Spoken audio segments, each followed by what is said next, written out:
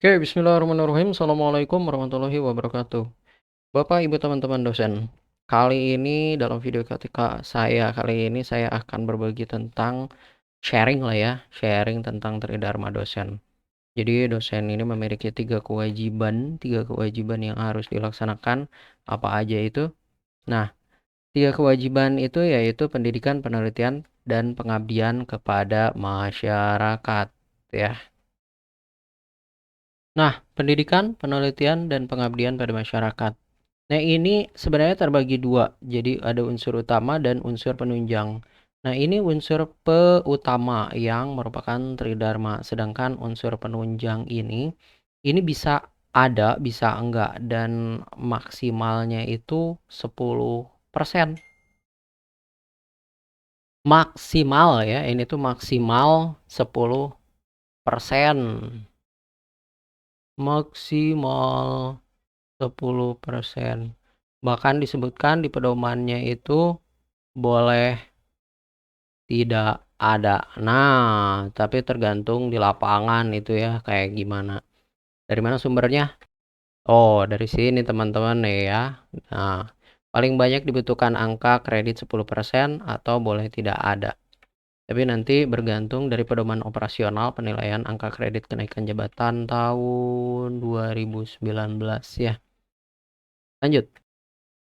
Nah, kemudian nanti di pendidikan, penelitian, pengabdian kepada masyarakat ini pun ada komponennya dan ada banyak ya. Begitu juga unsur penunjang pun ada beberapa komponennya. Dan bagaimana komposisi masing-masing? Nah, ini kita lihat di halaman 10 ya. Di halaman 10-nya ada tabel, ini komposisi masing-masing berdasarkan jenjang jabatan akademiknya. Kalau untuk asisten ahli dan akademiknya masih magister, ini pendidikan lebih banyak dibandingkan dengan penelitian. Sedangkan pengabdian kepada masyarakat, ini mulai dari asisten ahli bahkan sampai profesor pun ya paling sedikit kurang dari 10%, artinya maksimal 10%. Jadi cukup nggak usah terlalu banyak gitu, sama dengan unsur penunjang. Apakah boleh tidak ada? Nah, kalau misal ini, saya pikir ini wajib ya. Jadi wajib, ini wajib karena ini adalah bagian dari unsur utama. Sedangkan kalau unsur penunjang ini kan hanya menunjang aja. Jadi disebutkan boleh tidak ada sama sekali. Tapi kalau pengabdian ini mah wajib ada ya. Nanti untuk masukannya boleh di kolom komentar ya. Nah, sedangkan ini untuk asisten ahli, pendidikannya lebih banyak dibandingkan penelitiannya. Semakin ke tinggi jabatan fungsional atau akademiknya, maka ini semakin tinggi komposisinya penelitian nih. Dari 25%, pas udah profesor, ini penelitian tuh harus 45% dari total. Total itu maksudnya pendidikan tambah penelitian tambah pengabdian tambah penunjang, ini 45%-nya itu adalah penelitian ya.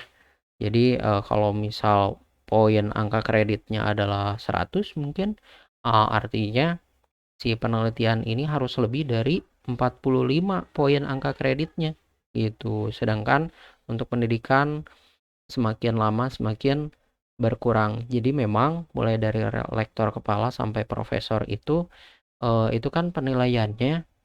Nah, ini jadi penilaiannya itu bukan hanya oleh kampus aja ya, oleh kampus nih mana?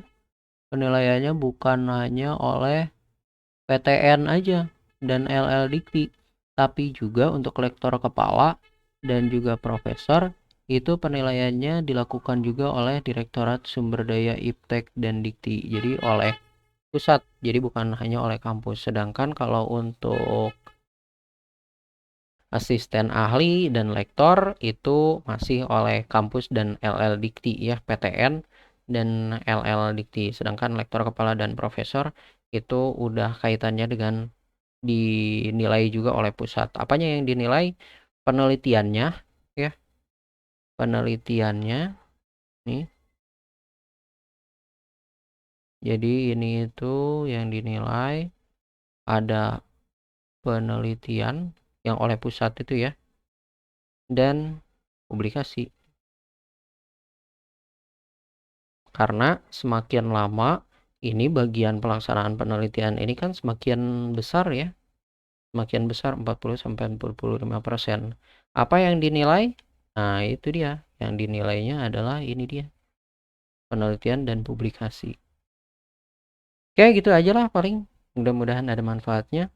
Terima kasih. Assalamualaikum warahmatullahi wabarakatuh.